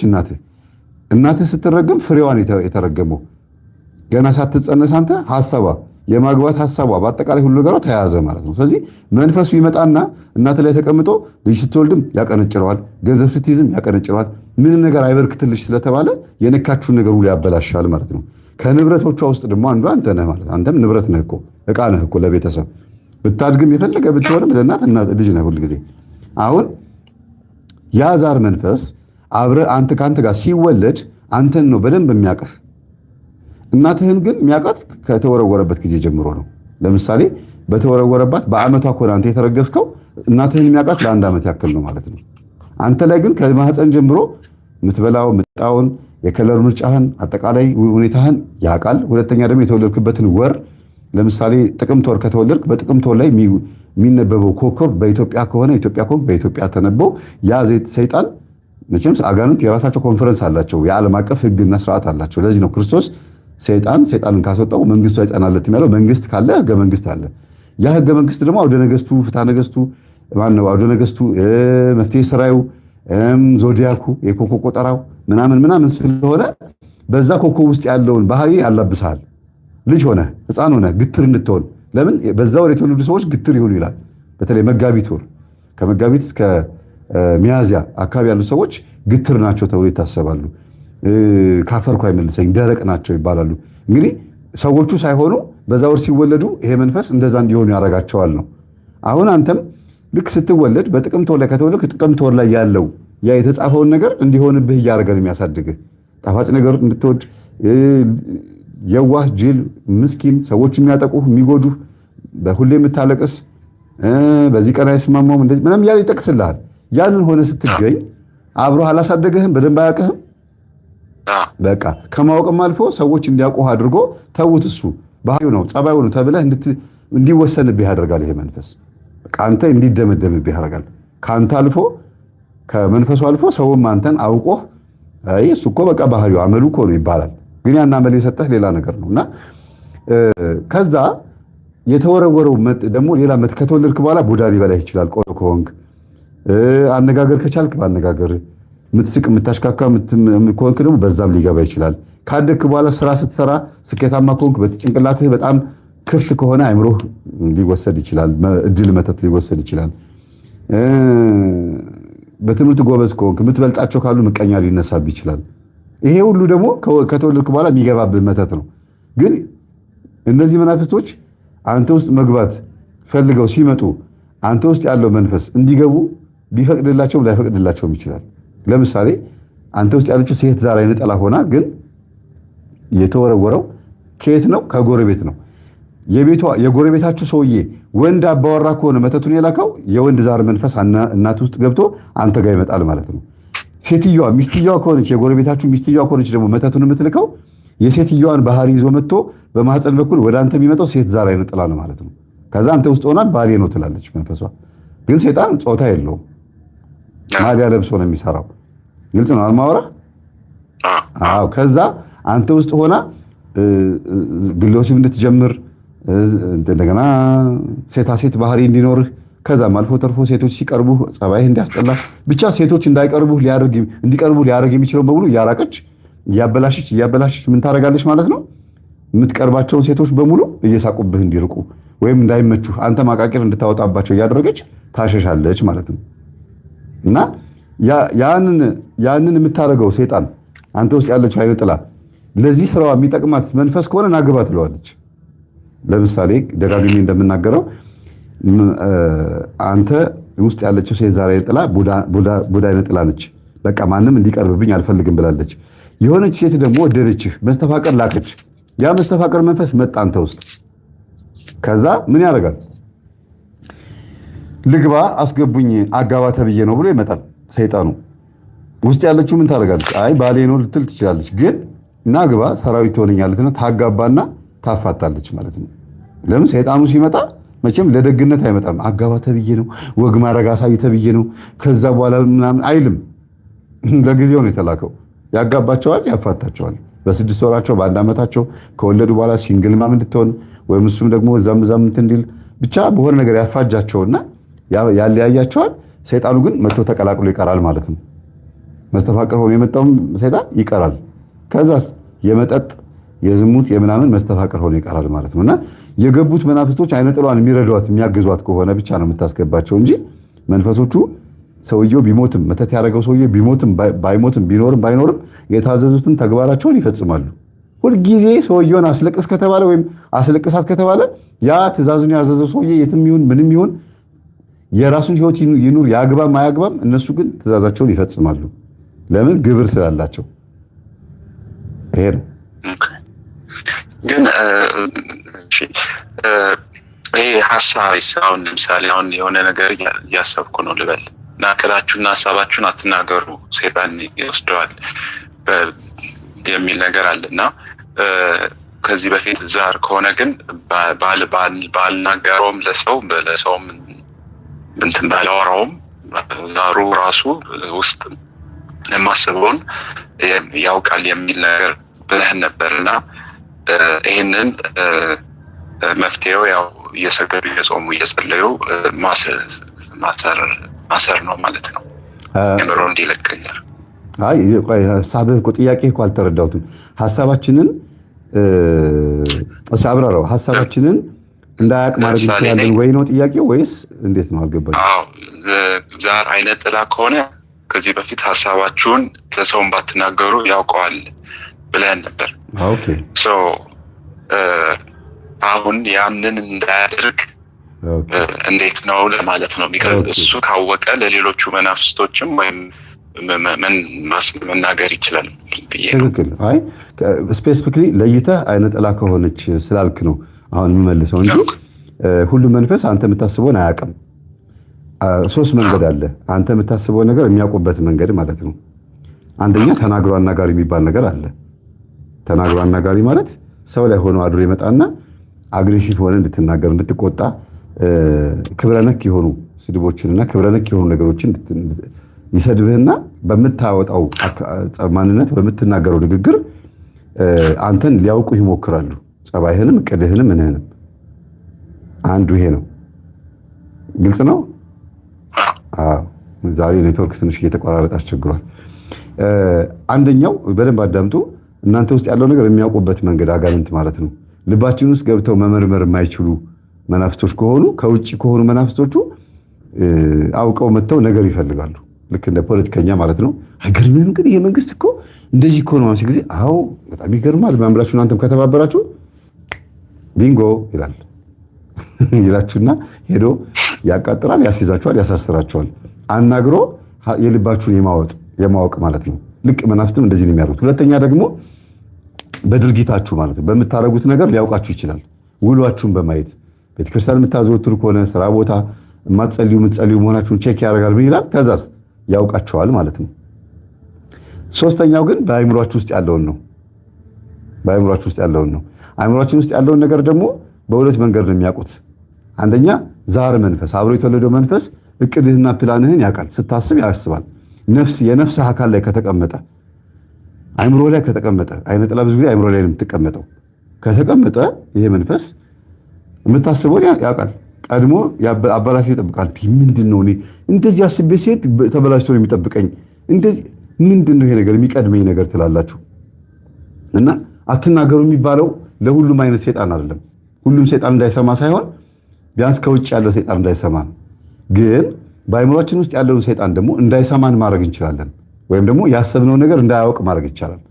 አንደኛ መልክአ ዑራኤል በመጸለይ፣ ሁለተኛ ድርሳነ ዑራኤል ገዝቶ ይህንን በማክበር የዑራኤልን ጸበል በመጠጣት ከቅዱስ ዑራኤል ጋር በመጣበቅ ያ ማለት የእውቀት መልአክ አእምሯችን ላይ ተቀምጦ አስተሳሰባችን የሚያስተካክል መልአክ ስለሆነ እባክህን ቅዱስ ዑራኤል ሆይ የእግዚአብሔርን ደራሲ ሆይ እርዳኝ፣ አእምሮዬ የሚያስበውን ሕሊናዬ የሚያመላልሰውን ልቤ የያዘውን መዝገብ ሰይጣን እንዳያገኘው ከሰይጣን ከልልልኝ፣ መዝገቤን በሙሉ አንተ እጅ ላይ አድርግልኝ ብላችሁ ስትጸልዩ ስትሰግዱ መድኃኔዓለምንም ስትነግሩት እኔ እንደዚህ ነው ያደረኩት። የማስበውን ሁሉ ሲያከሽፍብኝ መጨረሻ ላይ መድኃኔዓለም ሆይ እኔ ውስጥ የትኛውም አይነት የደብተራ መንፈስ ይላክ የማስበውን ነገር እንዳያቅ አድርገው ብዬ ተናገርኩኝ። ከዛም ጊዜ ጀምሮ በቃ እኔ በሚገባኝ የማስበውን ነገር ማወቅ አልቻሉም። እኔ በሚገባኝ ስለዚህ ይህንን ማድረግ ትችላለህ። አንተ የምታስበው ነገር አያውቁም፣ ስታደርገው ነው የሚያውቁት። ጸበል እየሄድክ እንደሆነ ራሱ ላያውቁ ይችላሉ። የጠላቶቻችን አይን ይዘጋ አይደለም የሚለው፣ አይናቸው ይታወር፣ እጃቸው ሽባ ይሁን። ለምንድን ነው አይናቸው ይታወር? የት እንደምንሄድ እንዳያውቁ እኮ ነው። ፈዘው ደንዘው ልክ የተዘጋ ክፍል ውስጥ ለምሳሌ ኮንቴነር ብላችሁ አስቡ። ኮንቴነር ማለት የተለያዩ እቃዎች መጫኛ በመኪና የሚጓጓዝ ቆርቆሮ ቤት ማለት ነው። ተንቀሳቃሽ ቆርቆሮ ቤት። እዛ ኮንቴነር ውስጥ በጣም ብዙ ህፃናቶች ታግተው ታፍነው በመኪና ሲወስዱ የት እንደሚወስዷቸው አያውቁም። በሩ ሲከፈትም የት አካባቢ እንደሆኑ ላያውቁ ይችላሉ። በሩን ከፍተው ኑ ወዚህ ሂድ ግቡ ሲባሉ አያውቁም። አጋንንትም እንደዛ ነው የሚሆኑት። በቃ ስትዘጉባቸው የት እንደምትሄዱ አያውቁም። ልክ ጸበል ስትገቡ ጸበሉ ሲያርፍባችሁ ብለው ይጮሃሉ። ለምን ዝጋ፣ የኔን ኢንፎርሜሽን እንዳያውቁ ዝጋ ብላችሁ እናንተ ነግራችኋል እግዚአብሔር ማለት ነው። እና መናፍስት እናንተ ምን እንደምታደርጉ ማወቅ አይችሉም። ሲያዙ ይያዛሉ። ከውጭ እንደዚህ አይነት መናፍስት ደግሞ ብዙ ጊዜ ምን ያደርጋል? ሰውየው ከውጭ ሆኖ ይከታተላችኋል። ወጣ ገባ እያለ ከውጭ ሆኖ ማለት ነው። ሰው ላይ ያድራል፣ ሚስት ላይ፣ ወንድም ላይ፣ ባል ላይ፣ እህት ላይ፣ እናት ላይ ወይም ደግሞ በዙሪያቸው ለጓደኞቻቸው ላይ ያርፍና ጥቃቱን ይጀምራል።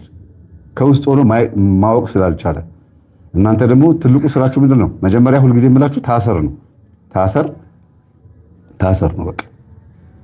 ከዛ ወደ ሲኦል ሄደህ ውጣ ብላችሁ ሲኦል ማሰር ትችላላችሁ። ግን ዋናው ታሰር ነው። ስራህን አቁም፣ ታሰር። ተይዘሃል፣ ተነቅቶብሃል ስትሉት ተነቅቶበታል። የታሰረ ሰይጣንና ልቤ የሚያስበውን ነገር እንዳያውቁ አድርገህ እኔ ውስጥ ያሉት መናፍስቶች ዝጋባቸው ማለት ተቀራራቢ ነው፣ ተመሳሳይ ነገር ነው። ከዛ አንጻር አይነ ጥላ ብለህ ስለነገርከኝ ነው ይሄን ያክል ያበራራውልህ። አይነ ጥላ ጭንቅላታችን የሚያስበውን ነገር ልታውቅ የምትችለው መንፈሳዊ እስካልሆንን ድረስ ነው። መንፈሳዊ ከሆንን ማለት ልናስራት እንችላለን። ብታውቀውም ባታውቀውም እኔ አሁን ምግብ ፊት ቀርቤ በስመ አብ ወወልድ ወመንፈስ ቅዱስ ብዬ ባርኬ ስበላ አይነ ጥላ ብታይም ባታይም ከታሰረች ምንም ለውጥ የለውም። በቃ የታሰረች ናት። ምግቡን አታበላሽብኝም። ስራህን አቆም ነው ያልኩት። ቡዳ አይነ ጥላ ከሆነች ምግቡን አትበላብኝም። ሆዴ አይነፋም ወይ አይረበሽም፣ ሆዴ አይንጓጓም፣ ወይም ደግሞ አያራውጠኝም፣ ታች በሌላ በሌም አያጣድፈኝም። በአጠቃላይ የምበላው ምግብ ለነፍስ ይሆነኛል፣ ለስግደት ለጾም ጸሎት ይሆነኛል። ለቁመተ ስጋ ብቻ አይደለም ያምርብኝም ይችላል። በቃ ደስ ብሎኝ ልበላው እችላለሁ። ያ ምንድነው? ታስራለች አይነ ጥላዋ ታያለች፣ ግን ምግቡን ማበላሸት አትችልም። ለምን? ስራህን አቆም የሚለው ይሄ ነው። ብሩን ያባክን ከነበረ ወይም የሆነ ነገር ስራህን አቆም ስትሉት ያቆማል። ይሄ መንፈስና በአይምሯችን ውስጥ ሆኖ ተቀምጦ የምናስበውን ሐሳብ ያውቅ የነበረውን መንፈስ እንዳያውቅ አድርገው ማለት አንድ አይነት ነው፣ ተመሳሳይ ነው። እሺ፣ የቀድሞ ወይም ከዚህ በፊት የነበረን ፍቅረኛ በዝሙት ማሰብ ወይም ደግሞ አንዳንድ ጊዜ አለማቋረጥ ማሰብ፣ በስራም ላይም ሆንክ በተለያየ መልኩ እንደዚህ ማሰብ ከዚህ በፊት የቡዳ መንፈስ ሲመጣ እፍን የማድረግ ማስጨነቅ እንደዚህ አይነት ነገር ብለን ነበርና ይሄ በቡዳ መበላት ምልክት ነው ወይስ እንዴት ነው? ጠየቅ ነው። የብዙ ሰው ችግር የኔም ችግር ስለነበረ ማለት ነው። አዎ የቀድሞ ፍቅረኛ በአንተ እንግዲህ አሁንም በአንተ ነው ልመስል የምችለው። የአንተ የቀድሞ ፍቅረኛ ከአንተ ጋር የነበራት ሪሌሽንሽፕ እንከፋፍልና እንወስድ። የአንደኛ ሁለተኛ ብለን አንደኛ ያገኘሃት የት ነው የሚለውን ነው። ሎኬሽኑ ዘመድ ጋር ነው፣ ድግስ ላይ ነው፣ ጭፈራ ላይ ነው፣ ናይት ክለብ ነው፣ መንገድ ላይ፣ ቤተክርስቲያን፣ ያ ይወስነዋል የልጅቷን ማንነት። ግልጽ ነው አይደለም? አንዳንድ ትውቆች ምን አይነት ትውቆች አሉ? በፍቅረኛው አዝና በባሏ አዝና ወይም ደግሞ በቤተሰብ ተጨቁና ችግር ገጥሟት ስትሰቃይ የነበረች ልጅ አግኝተሃት አጽናንተሃት የአንተ ስታረጋት ለምን አጽናናሃት ብሎ አንተን መልሶ ድባቅ የሚመታ መንፈስ ይኖራል። ለምን ረዳሃት?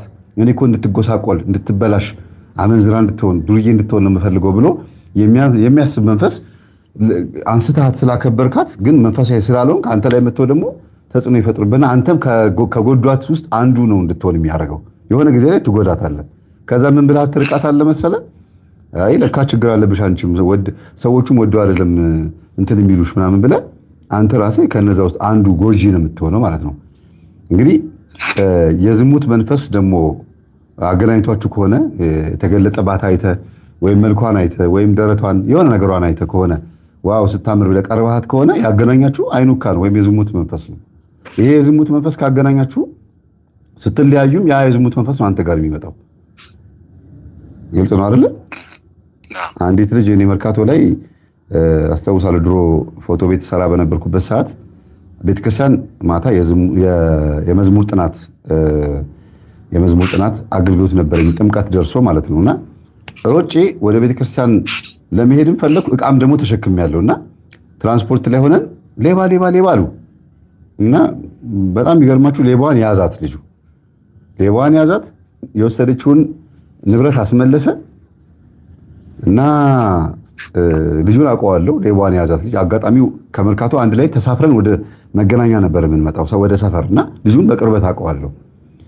እና የሆነ ጊዜ አግኝቸው እንዴት ሆነች ያቺ ልጅ ስለው ጊዜ የተዋለኝ ሌባ ኦኬ ጠበስኳት እኮ አለኝ።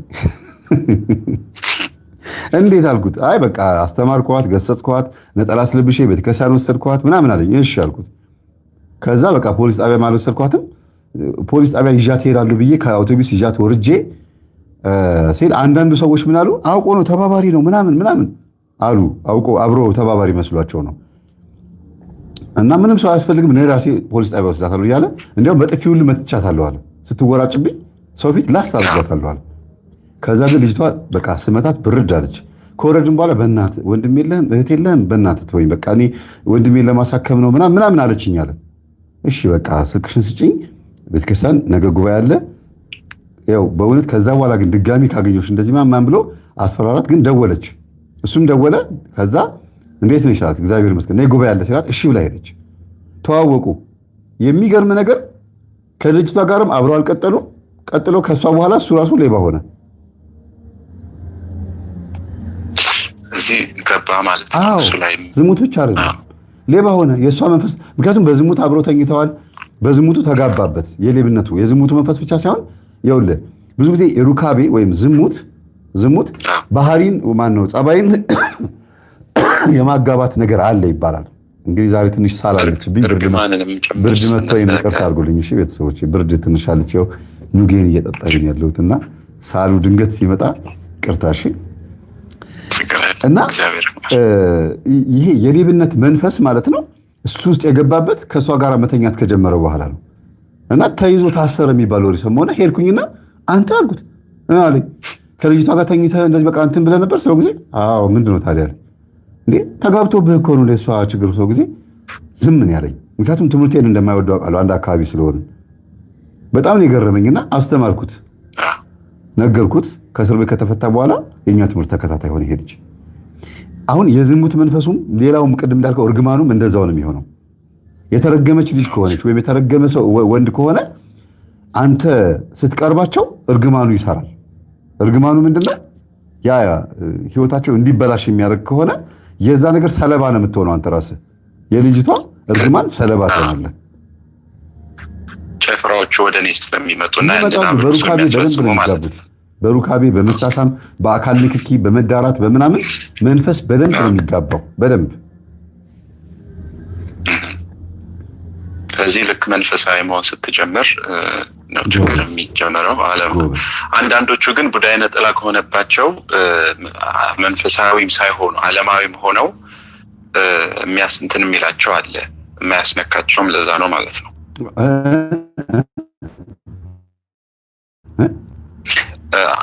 መንፈስ ዓለማዊም ሆነው ሴት ለማግኘት እንዲለፉና እንዲህ በቀላሉ አይነ ጥላ ከሆነ ይፈቅድላቸዋል። ቡዳ አይነ ጥላ ከሆነ አይፈቅድላቸውም ብለን ነበር ከዚህ በፊት። ዓለማዊ ከሆኑ ነው ዓለማዊም ሆነው ማለት ነው። ዓለማዊም ሆነው እንደዛ የፈለጉት እንደፈለጉ መሆን የማይችሉ ሰዎች አሉ። እንዲያውም ይበሳል በእነሱ ግን ለዝሙት ሲሆን ይፈቅድላቸዋል። እና አንድ ጸበል ላይ የሰማሁት ምንድነው ጓደኛዋ የዝሙት መንፈሱ ከማን የመጣው? ከሴት ጓደኛዋ ነው ልጅቷ። እና ልጅቷ አብረው ይተኛሉ፣ አብረው ይጫወታሉ ይላሉ፣ ግን ሌዝቢያነት ባህሪ የለባቸውም። ግን ያቺኛዋ ዘማዊ ጓደኛ ስላለቻት ብቻ በባህሪ ስለማይገጣጠም እቺ ደግሞ ድንግል ነበረች። በትምህርት ቤት የተዋወቁት እና ምን ያደርግልሻል እህል መስፈሪያ አይደለ ይዘሽው የምትዞሪው ሂጂና እዛ እንትን በይው ምናምን ብላ ድንግልናዋን አንቋሸሸችባት፣ ናቀችው፣ አጣጣለችባት። እና እንዲያውም ድንግል የሆነች ሴት ፋራ ነች ብላ እንድታስብ አደረገቻት። እንዴ ባክሽ ምንድነው የምታካብጂው በእናትሽ እንዴ ዝም ብለሽ ጆግ ይመስል እህል መስፈሪያ አይደለ ይዘሽው የምትዞሪው ምናምን ብላ ስትላት ሄዳ ልጅቷ አስረከበች ድንግልናዋን። ልክ ገጠመኝ አንድ ብዬ እንደለቀኩት አይነት ነገር ማለት ነው። የመጀመሪያ የዛሬ 8 ዓመት የለቀኩት ገጠመኝ ቁጥር 1 ገጠመኝ ማለት ነው። ታሪኩ እንደዛ ነው። እና ወደዚህ ስመጣ ልጅኛዋ ልጅ ስመጣለ ጸበል ቦታ ስትጠመቅ ግን ማነህ ሲባል የዝሙት መንፈስ ነኝ። ከማን የመጣው? ከሴት ጓደኛዋ። ምን አድርገዋል ሲባል ምንም አላደረጉም፣ በምክር ብቻ ነው የገባሁት። በምክር በመጥፎ ምክር ራሱ። ለዚህ ነው ከመጥፎ ጓደኛ ራቆ የሚባለው፣ ምክሩ አንተ ላይ ተጽዕኖ ስለሚፈጥር ነው።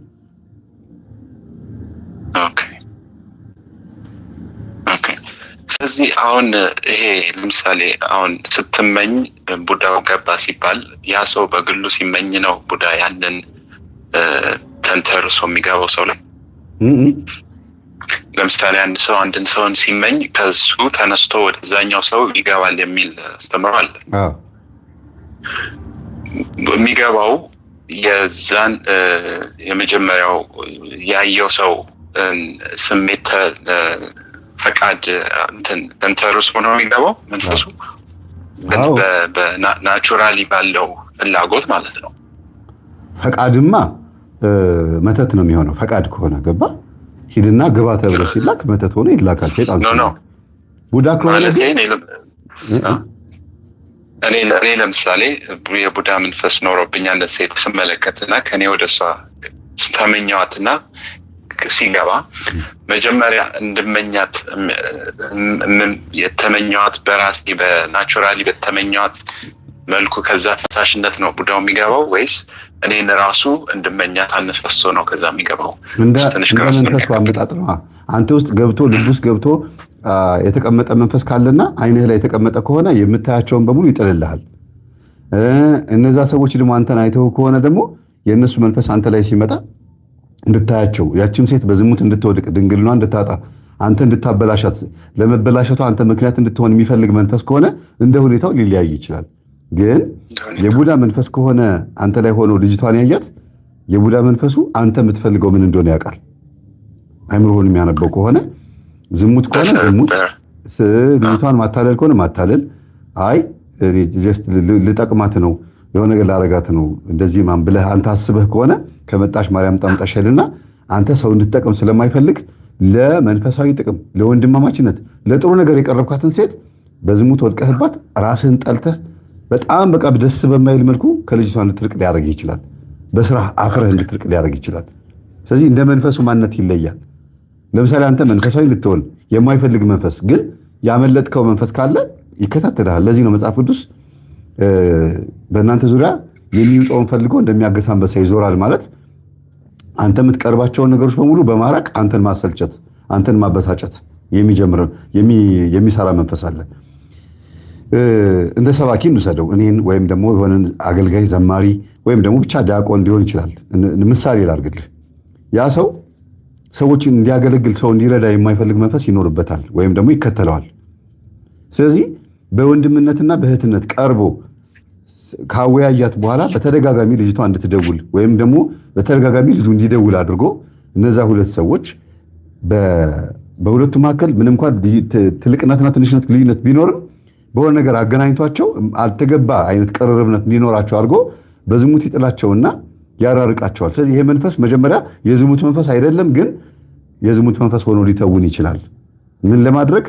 ልጁን ለማሳሳት፣ ለማሰናከል እና ልጅቷም ከሱ እንድትርቅ የሚፈልግ መንፈስ ካለባት ማለት ነው። ግልጽ ነው። ማሊያቸውን ቀይረው ደግሞ ሊተውኑ ይችላሉ። እንደ ሁኔታው ነው። ኦኬ። የነ ዶክተር ራምፓ ወይ ሌሎች እነዚህ ክፉ እንትን የጻፉት ክፉ መንፈስ ያለባቸው ሰዎች የጻፉት መጽሐፍን ስናነብ በመጽሐፍ ነው የገባሁት የሚል ነገር አለ ጸበልም እና መጽሐፉን ስናነበው መንፈሶቹ ከየት መጥተው ነው ወደኛ የሚገቡት? ያው መጽሐፉን ስንገዛው ማለት ነው። ኦኬ። መናፍስት በጥቅሻ የትም ቦታ በቅጽበት መሄድ ይችላሉ። ከመጽሐፉ ጋር ግን የሚመጣ ሴጣን ኖሮ አይደለም። ግን ይኸውልህ ለምሳሌ አንተ ጋር ያለውን ታዘምነዋለህ ያልኩት ለዚህ ነው። ያነበዋል የመጽሐፉን መንፈስ ያውቀዋል። መንፈሱ ራሱ የጻፈው ማን እንደሆነ በጽሁፉ በፊደሉ ያውቀዋል። ኦኬ ይሄ እኛ ባል የጻፈው ሄደና ልክ እንደ መጽሐፉ ሆኖ አንተ ውስጥ ስራ መስራት ይጀምራል። ለዚህ ነው እኔ ላይ ያለው ማለት ነው። አንተ ላይ ያለው ካለ ነው። አንተ ላይ ካለ እና ስታነበው ኦሹም ይሁን ራምፓም ይሁን ኤቲስት ፓጋኖችም ይሁን ሰርድ አይስም ይሁን ሌሎች የሴክሬትም ሊሆን ይችላል። ምንም እነዚህ የሰውን ቢሄቪየር ሊለውጡ ሊቀይሩ ይችላል ተብሎ የሚታሰቡ መጽሐፍቶችን ካነበብኩ በኋላ ከሃይማኖት የምትወጣ ከሆነ ዩኒቨርሱን የምታመልክ ዮጋ ሜዲቴት የምታደርግ ወይም ደግሞ ሂሊንግ ነኝ ምናምን እያልክ ሌላ አዲስ ፍልስፍና ውስጥ የምትገባ ምናምን ከሆንክ ከእግዚአብሔር መስመር እንድትወጣ የሚያደርገው መጽሐፍ ስታነብ ደስ ብሎት የተቀበለ አንተ ውስጥ ያለ ሌላ ሰይጣን ነበረ ማለት ነው። ስለዚህ በኮድ ይናበባሉ። ይሄንን በመጽሐፍ ቅዱስ ላይ እንደው አጠገቤ እዛ ጋር መጽሐፍ ቅዱስ ስላለ ነው እንጂ መቃቢያን 3 ላይ ግባና ያው መቃቢያን 3 ከምዕራፍ 1 እስከ ምዕራፍ 3 ድረስ ያለውን ስታነበው ሰይጣን የራሱ የሆኑ ሰዎችን ያውቃቸዋል። በምን በምልክት ይጠራቸዋል። እንግባባለን፣ በፊደል በቋንቋ በወፍ ቋንቋ በተለያየ ነገር እንግባባለን የሚለው። ስለዚህ ይሄ አምድ ላይ ሲልከሰከስ የነበረው በየአተላው በየቦታው ሲጮህ ይሄ ዝም ብሎ ገጠር ላይ ሲሽከረከር የነበረው ሰይጣን ገጠር ስለሆነ አያውቅም ማለት አይደለም። ደንቆሮ ነው ማለት አይደለም። ባህሪው አለ፣ ተፈጥሯዊ ባህሪው አለ። አንተ የምታነበውን አንብቦ ይሄማ የእግዚአብሔር መጽሐፍ አይደለም ዓለማዊ መጽሐፍ ነው ወይም ደግሞ አጋንንታዊ የኛው መጽሐፍ ነው ብሎ አስቦ ልክ እንደ መጽሐፉ እንድትኖር ያደርጋል ማለት ነው። እንደ መጽሐፉ እንድትኖር ብዙ ዩኒቨርሲቲ ተማሪዎች ካምፓስ ከገቡ በኋላ ኦሹን ምናምን እያነበቡ እንትን የሚንጨበረሩት በቃ ዝም ብሎ ሌላ ነገር ኤቲስት የሚሆኑት ለምን ጠብቆ እዛ ቦታ ላይ ያገኛቸው አብሮ እያደገ እየዘመነ ሄዶ ዋናው ቦታ ላይ ቆም ያገኛቸው እየተማረ ሄዶ እዛ ቦታ ላይ ያገኛል። ደግሞ መጽሐፉ ካልጠፋ ቦታ እዛ ነው የሚሸጠው። ዩኒቨርሲቲ በር ላይ ምናምን እንደዚህ አይነት የፍልስፍና ምናምን መጽሐፍቶች እዛ ይሸጣሉ። ጥበብ ከጲላጦስ ምናምን እንደዚህ አይነት መጽሐፍቶች የኃይለ ጊዮርጊስ ነው ምናምን መጽሐፍቶች ይሸጣሉ። ከዛ በኋላ አምላክ ላይ ማመጽ ይጀምራል። ለምን ያ እድሜ ይፈልጋል። በዛ እድሜ ላይ ነው ይሄን አስተሳሰብ ማምጣት ያለበት። ገንዘብ በ20 ዓመት ልብ በ40 ዓመት የሚባለው ሰው እድሜው 40 ዓመት ሲሞላ ምናምን ሲል ልብ መግዛት ይጀምራል። ምን ሆኜ ነው ግን ሕፃን ሆኜ 20 ዓመት ወይም ዩኒቨርሲቲ ተማሪ ሆኜ እንደዚህ ያሰብኩት? ፈጣሪ እኮ አለ እንዴ? ምን ሆኜ ነው? ያው አሁን አመመኝ፣ እስቲ ማን ነው የሚደርስልኝ? እንደዚህ ምናምን እያለ ማገናዘብ ማሰብ ይጀምራል። ወደ ልቡ መመለስ ይጀምራል። ግልጽ ነው አይደለ? ስለዚህ መናፍስት በአንተ ውስጥ ያለውን ነገር ያውቃሉ። አዎ፣ እንዴት ነው የሚያውቁት? አብረው እየዘመኑ። ጥሩ፣ በጣም ነው የማመሰግነው። በአገልግሎትና ሰዓቱም ሄዷል። ዝም እየታገስኩ እንጂ በኢትዮጵያ ሰዓት አቆጣጠር 4 ሰዓት ከሩብ ሆኗል። አርፍጄ ስለጀመርኩ ነው እንጂ ጥሩ እንትን ነው። እሺ፣ በጣም ነው የማመሰግነው። ጥያቄዎች ካሉ እንደዚህ ስትደውል አስገባሃለሁ፣ ችግር የለውም። አዘጋጅና ከዛ እንወያያለን። አንተ የምታነሳው ጥያቄና ሌላ ሰው የሚያነሳው ጥያቄ አይገናኝም ጭራሽ። በጣም አሪፍ፣ ብዙ ሰዎችን እንዲያውቁ እንዲነቁ ሊያደርግ የሚችል ነገር ስለሆነ የበለጠ በጣም ደስ ይለኛል። በርታ፣ እግዚአብሔር ይባርክ። አሜን አሜን። አመሰግናለሁ። አንድ ህልም ትመርቅልኝ? እሺ። በቪዲዮ ኮል የቀድሞ ፍቅረኛን በህልም ማየት ነበር። አይ አታሳጥርብኛ፣ እንዲህ ነው ያየሁት ብለን በቪዲዮ በህልሙ በቪዲዮ ኮል ተደዋውለን ሰላም ነው እንዴት ነሽ ምናምን መባባል፣ ከዛ በኋላ ህልሙ አለቀ። ኦኬ። በቪዲዮ ኮል የቀድሞ ፍቅረኛ ናት? አዎ፣ የድሮ ፍቅረኛ ማለት ነው። ድጋሚ መገናኘት የማትችሉ ናቸው አይደል? ብዬ አስባለሁ። አሁን ጓደኛ አለ ወይስ ትዳር ላይ ነህ? ጓደኛ ሳይሆን እንዲህ ማወራቸው ነው ያሉት። ጥሩ። ስለዚህ የቀድሞ ፍቅረኛህን አንተ ነበርክ መጀመሪያ ወዳሃት የጠየካት የምታፈቅራት አልፈልግም ብለሃን የተለያያችሁት ወይስ ምንድን ነው የተለያያችሁበት መንገድ? አሁን ህልሙን እንድፈታ ይሄ ነገር ስለሚጠቅመኝ ነው። ሃይማኖት መንፈሳዊ ላይ ትፈላለጋለህ። ግን በእንደዛ ነበር። ግን የሃይማኖቱ ምክንያት ነው እንትን ያለው። የኔም አባቴ የእሷ ሃይማኖት ስለነበረ ትንሽ ወደዛ የሚሄድ ነገር ነበር። ግን መንፈሳዊ ላይ የጠነከርኩና በተለይ እናንተን አስተምሮ ስረዳ አንድ ያ ፈጽሞ የማይሆን ነገር እንደሆነ ሲገባኝ ብንዋደድም ያው በሃይማኖት ምክንያት የነሱ በጣም አክራሪዎች ስለሆኑ ሊሆን አልቻለም ማለት ነው። የአቡነ ሲኖዳ የዲያብሎስ ውጊያዎች የሚለው መጽሐፍ ምናልባት በኦዲዮ ከተተረከ እሱን አዳምጠው፣ ፒዲኤፉን ካገኘው አንበው። በአማርኛ ወይ በሚገባ ቋንቋ በእንግሊዝኛ በትግርኛም ሊሆን ይችላል። የዲያብሎስ ውጊያዎች፣ ፈተናዎች የሚሉትን ነገር ስታነበው በብዙ አይነት መንገድ ሆኖ ይመጣል። ደግመህ ልታገኛት የማትችላትን ሴት ልጅ በህልምህም በሐሳብህም እያመጣ የሚከስታት ከሆነ አንተን ከሃይማኖት በዚህ ፍቅር ምክንያት ሊያስወጣህ የሚፈልግ መንፈስ አለ። ይሄንን ደግሞ የሚያደርገው ብቻውን ይሄን ብቻ አይደለም።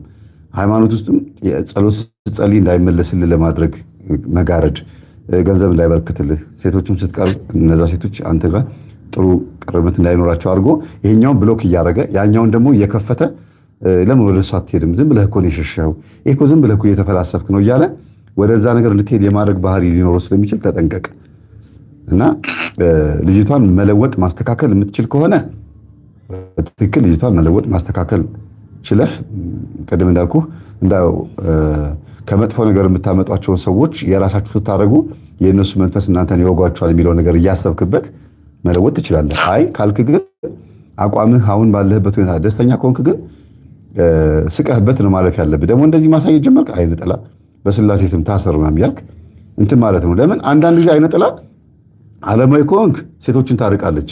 ልክ መንፈሳዊ ስትሆን ግን ይጠሉህ የነበሩትን ሴቶች ወይም አንተ የምትፈልጋቸውን ሰዎች ያንጋጋባሃል ፈጽሞ። በቃ ልክ ስራም ራሱ ሲዘጋጋብህ የነበረው ሴጣን ልክ ወደ እግዚአብሔር ስትመጣ የጸሎትና የስግደት ጊዜ እንዳይኖርህ ጠዋት ወጥተህ ማታ የምትገባበት ስራ ያመጣብሃል። ያ አይሆንም የተባልከው ስራ ይመጣል። ለምን? ወደ እግዚአብሔር ቀረብካ። አንተን ከእግዚአብሔር ለመለየት ያ የምትፈልገው የነበረው ዓለማዊ በነበርክበት ሰዓት ሲከለክልህ የነበረውን በሙሉ ያመጣልሃል። እንዲያውም የተሻለ አድርጎ ውብ አድርጎ ያመጣልሃልና መጠንቀቅና መፍራት ወይም ደግሞ ማፈግፈግ የሚባለው መንፈሳዊ ህይወት ውስጥ አንድ ትልቁ ነገር ይሄ ነው። በቃ አንድ ጊዜ ቁርጥ ውሳኔ ከወሰንክ በኋላ ወደኋላ አለመመለስ። ፕሮባቢሊቲው ከአጋንንት ነው ማለት ነው። አይ ኖ ትክክል ነው ለማለት ይከብዳል። ለምን አንዳንዴ እግዚአብሔር ልጅቷን ወደ መንፈሳዊ ህይወት መልሰሃት ያንተ እንድትሆን ለማድረግ ይችልም ይሆን ይችላል። ግን ሁኔታውን ይወስናል። ያየኸው ህልም እንዴት ነሽ ሰላም ነሽ ወይ ምናምን ስትላት ተቀባብታ ከሆነ ተኳኩላ አምሮባት ከሆነ ምናምን ከሆነ ከባድ ነው። ተጎሳቁላ በጣም ተጨቁና የሆነ ህልም ፍቺው ራሱ ጥሩ እንዲሆን የሚያደርገው ምንድነው? የተቀደደ ልብስ ካረገች ወይም ደግሞ ፊቷ በጣም ጥላሸት ከሆነ ምን ከሆነ ነፃ እንድታወጣት እግዚአብሔር እየለመነህ ነው፣ እየነገረህ ነው፣ ልጅቷን አድናት እያለህ ነው። ግልጽ ነው አይደል? ስለዚህ ሁኔታዎቹ ያየህበት ሁኔታ ይወስነዋል። ህልሙን ያየህበት ኤክስፕሬሽን። ኦኬ እሺ እሺ መምህር በጣም አመሰግናለሁ። እግዚአብሔር ይስጥልን። እሺ አሜን። ደህና ደር። እሺ ቴንክ ዩ። ሰዓቱ በጣም